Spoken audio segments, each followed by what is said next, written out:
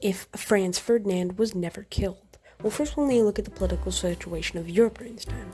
Austria-Hungary, Germany, and Italy were all part of an alliance known as the Central Powers, which its name is explainable enough.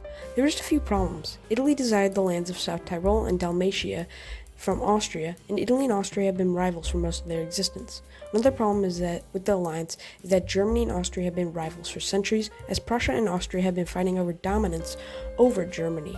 Anyways, there was also the Entente, which was an alliance between Russia and France, which would eventually involve the UK.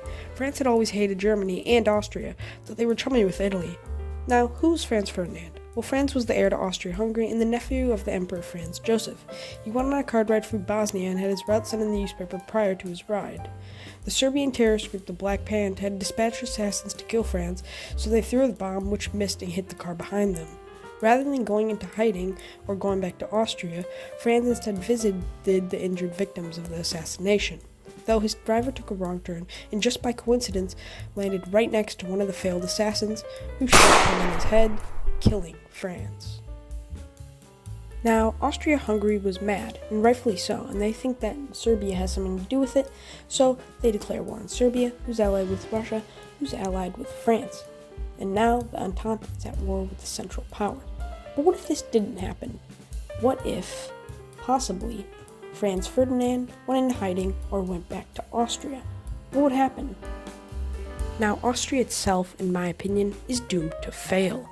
They are a multicultural state, and one of the biggest multicultural states in all of Europe besides Russia, and are stuck in the middle of a very tight situation. They will eventually collapse due to revolts and riots from the many other cultures who are not being represented within the Austrian court.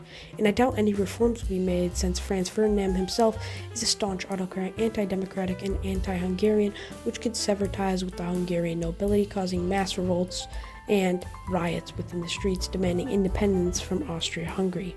And unless Franz Ferdinand himself is willing to make these reforms, Austria will soon collapse in a fiery ruin, and many countries around it will seek to get its territory and eat up most of its land, especially Italy and possibly Germany, though many states that come out of Austria will be Hungarian, Croat, and many other Slavic states.